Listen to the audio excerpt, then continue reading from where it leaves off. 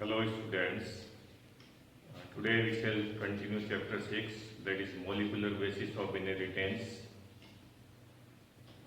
Our today's topic is operon. Before we discuss operon, let us recall some concepts. Like we discussed Mendel's first law of dominance. So there was one postulate that one trait, one factor. According to Mendel, it was proposed that for controlling a particular trait, there is only one factor, now we call it that gene. But later on, this hypothesis of Mendel was not fit for many of the observations. Many scientists they observed, in some cases, a single gene is controlling many traits. So such genes are known as pleiotropic gene, and this property is known as pleiotropy. And in some other cases where a group of genes is united to control a single trait. So the group of genes that control a single trait is called operon. So this is our today's topic. So in 1961, Jacob and Monod, two biologists, they proposed this concept. They revealed that in some cases one metabolic function is controlled by many enzymes. So they called it operon.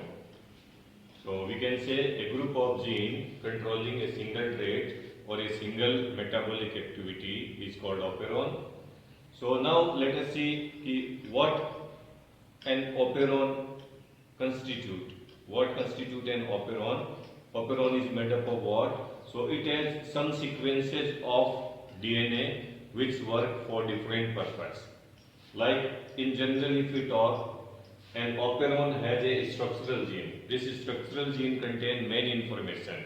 Actually, for any kind of trait to get expressed, we need synthesis of a protein. That protein may work as an enzyme, or it may be used in synthesis of some hormone, or it may be used in making some component of the cell. So that is the main part, main information which we have to actually change. Next part is promoter.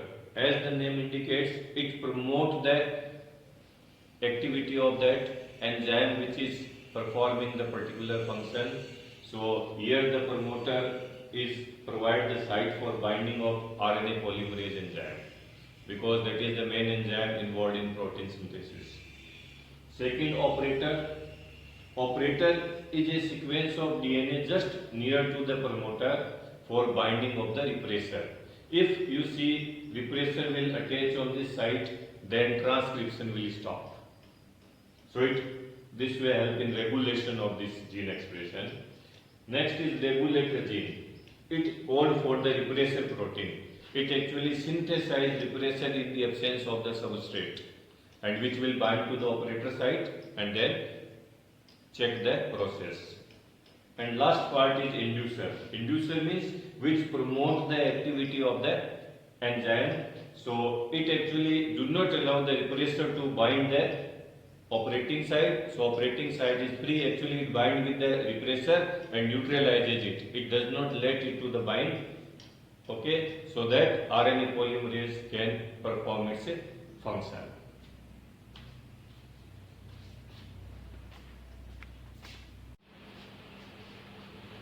Now we will discuss one example of operon. In our syllabus we have LAC operon, which regulates the metabolism of lactose sugar. So this LAC operon has main four gene sequences. They are Z, Y, A and I.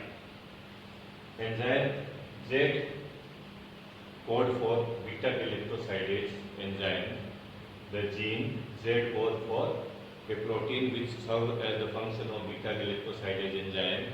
And this beta galactosidase, it converts lactose sugar, that is a dimer, into glucose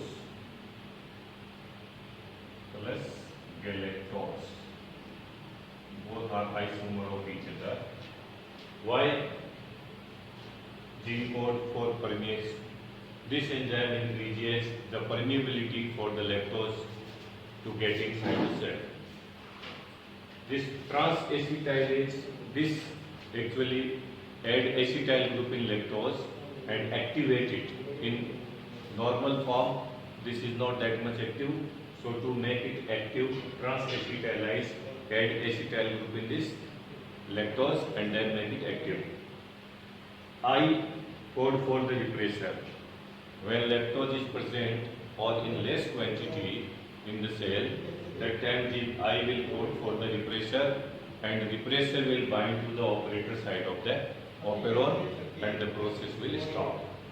The process of decomposition of lactose into glucose plus galactose will stop. So this way we can say that activity of an enzyme is regulated by its substrate. If lactose is in very less quantity, that time the operon will become non-functional, and when the lactose is in more quantity, more and more lactose is available to bacteria, that time it will split into glucose and galactose, which is further utilized for different metabolic activities.